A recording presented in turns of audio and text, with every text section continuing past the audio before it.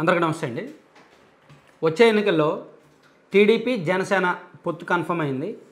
So ఆ పార్టీలు కూడా ప్రజల్లోకి వెళ్తున్నాయి. అంతా వాళ్ళకు పాజిటివ్గానే ఉంది. వైఎస్ఆర్ కాంగ్రెస్ పార్టీ ప్రభుత్వాన్ని ఏర్పాటు చేసే అవకాశం లేనట్టే కనిపిస్తోంది. సో టీడీపీ జనసేన కొంచెం జోష్లో ఉన్నారు. అందుకే ఆ పార్టీలోకి చేరికలు కూడా ఊపందుకుంటున్నాయి. వైఎస్ఆర్ కాంగ్రెస్ పార్టీలో సిట్టింగ్ ఎమ్మెల్యేలే చాలామంది ఆ పార్టీలో చేరడానికి సిద్ధంగా ఉన్నారు. సరే, ఎమ్మెల్యేలు, నియోజకవర్గాలు, ప్రాంతాలు ఇవన్నీ పక్కన పెడితే సామాజిక పరమైన అంశాలు కొన్ని ఉన్నాయి.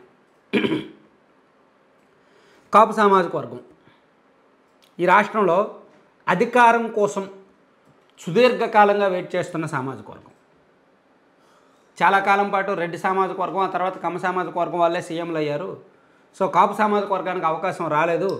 వంగవీటి రంగ గారు ఉంటే ఈ పార్టీ సీఎం స్థాయికి వెళ్ళేవాళ్ళు అని ఆ సామాజిక వర్గంలో అనుకుంటూ ఉంటారు.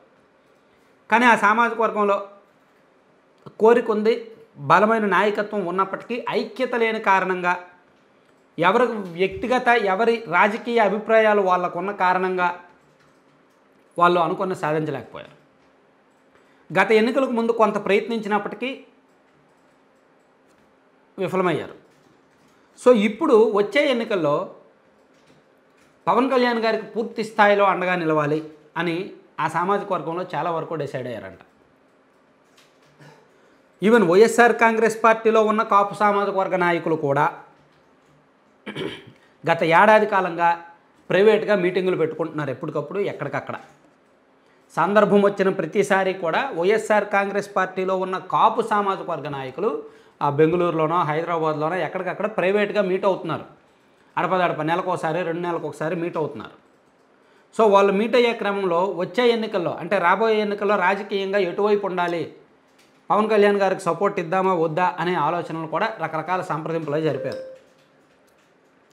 సో ఇప్పుడు వైసీపీలో ఉన్న కాపు సామాజిక వర్గ నాయకులు ఆలోచన ఏంటంటే, మళ్ళీ వైసీపీ అధికారంలోకి వచ్చే అవకాశం లేదు కాబట్టి పవన్ కళ్యాణ్ గారు టీడీపీతో పొత్తులో ఉండి అవకాశాలు మెరుగ్గా ఉన్నాయి కాబట్టి చాలామంది కాపు సామాజిక వర్గ నాయకులు జనసేనలోకి వెళ్ళడానికి సిద్ధంగా ఉన్నారు.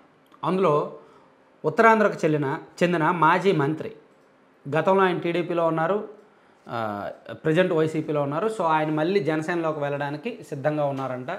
ఆయనతో పాటు ఉభయ గోదావరి జిల్లాలకు చెందిన 3 ఎమ్మెల్యేలు జనసేన పార్టీ పెద్దలతో కాపు సామాజిక వర్గ నాయకుల ద్వారా చర్చల్లో ఉన్నారు, సంప్రదింపులు జరుపుతున్నారంట. ఉభయ గోదావరి జిల్లాకు చెందిన 3 నేతలు. వాళ్ళతో పాటు కృష్ణా జిల్లాకు చెందిన ఒక నాయకుడు, గుంటూరు జిల్లాకు చెందిన ఒక నాయకుడు, ప్రకాశం జిల్లాకు చెందిన 2 నాయకులు, ఇలా రాష్ట్ర వ్యాప్తంగా 12 మంది సుమారుగా కాపు సామాజిక వర్గంలో కీలకంగా గత దశాబ్దం 2 దశాబ్దాల కాలంగా రాజకీయాల్లో యాక్టివ్గా చురుగ్గా ఉన్న 12 మంది నాయకులు జనసేన పార్టీలోకి వెళ్ళడానికి సిద్ధంగా ఉన్నారు. వీళ్ళ డిమాండ్ ఏంటంటే, పవన్ కళ్యాణ్ గారికి అంటే జనసేన పార్టీకి టీడీపీ ఎన్ని సీట్లు ఇస్తుందో ఇంకాస్త కొన్ని సీట్లు ఎక్స్ట్రా తీసుకొని వాళ్ళకు కూడా సీట్లు ఇవ్వమని అడుగుతున్నారు. వాళ్ళు టీడీపీలోకి వెళ్ళలేరు, ఎందుకంటే టీడీపీలో పనిచేసి టీడీపీని వ్యతిరేకించి వైసీపీలోకి వెళ్ళారు. వాళ్ళని మళ్ళీ తెలుగుదేశం పార్టీలోకి తీసుకోవడానికి చంద్రబాబు గారికి ఇష్టం లేదు.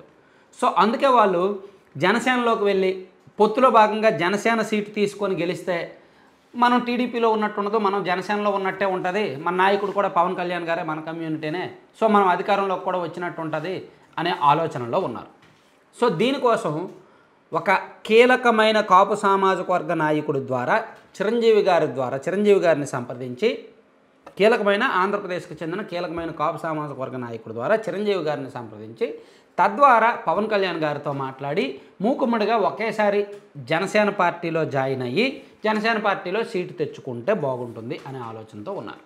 అంటే జనసేన పార్టీని బలం చేయాలి, వాళ్ళు అధికారంలోకి రావాలి, వాళ్ళు సీటు తెచ్చుకొని గెలవాలి, పవన్ కళ్యాణ్ గారిని బలోపేతం చేసినట్టు ఉండాలి. ఇలా అన్ని రకాల్లోగానూ ఆలోచిస్తున్నారనమాట. ఆలోచన వరకు బాగానే ఉంది. కానీ చంద్రబాబు గారికి వీళ్ళందరి జాతకాలు తెలుసు, వీళ్ళందరి గురించి తెలుసు. సో వీళ్ళు ఏ ఎండగా గొడుగు పట్టే టైపు అని కూడా తెలుసు. అందుకే చంద్రబాబు గారు పవన్ కళ్యాణ్ గారికి కూడా తెలుసు, పవన్ కళ్యాణ్ గారేమి మా సామాజిక వర్గం కదా అని చెప్పి పార్టీలు మారినా, ఎడాపెడ పార్టీలు మారుతున్నా, ఎడాపెడ తప్పులు చేస్తున్నా చూస్తూ ఊరుకునే టైప్ కాదు. కాబట్టి ఆయన కూడా అటువంటి నాయకులను తీసుకోవడానికి 1-2 సార్లు ఖచ్చితంగా ఆలోచిస్తారు. సో ప్రస్తుతానికి ఒక చర్చల దశలో, ప్రాథమిక దశలో మాత్రమే ఉంది. ఏం జరుగుద్ది అనేది చూద్దాం. Thank you.